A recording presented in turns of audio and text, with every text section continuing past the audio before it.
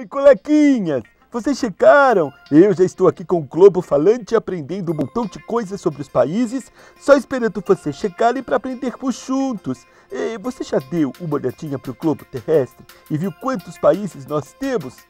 Pode estar certo que em todos eles temos muitas crianças. Vamos escolher um país e saber um pouco mais sobre ele? Eu vou escolher este país aqui. Nome oficial: República Popular Democrática da Argélia.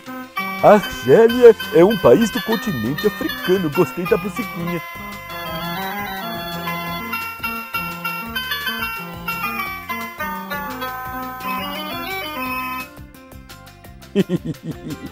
Dizem que na África faz muito calor, crianças. Será que na Argélia também é assim? Vamos ver o clima?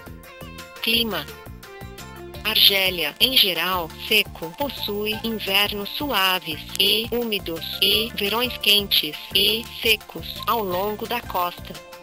Ouviram? O inverno é ameno, ou seja, até o inverno é bem suave. Ei, Globo Falante, conte alguns fatos históricos da Argélia pra gente. Fatos históricos: Argélia. Os berberes, que habitam a Argélia há 12.000 anos, são um povo tribal da África do Norte. Curioso!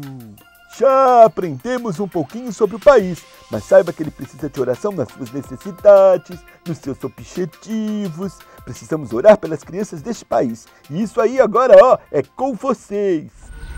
Senhor Deus, Pai, abençoe, Senhor, ali, Senhor, aquele lugar, Senhor, a Argélia, Senhor.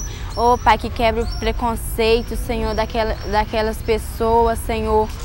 Deus, que venha quebrar, Senhor, toda maldição, Senhor, que ali, Senhor, não vai a Tua palavra, Senhor. Pai, põe naqueles corações, Senhor, que lá, Senhor, pode servir ao Senhor, Pai, em nome de Jesus, Pai. Vai abençoando, Senhor, aquelas pessoas, Senhor. Deus, que vai, Senhor, a Tua palavra para lá, Senhor, em nome de Jesus, Pai.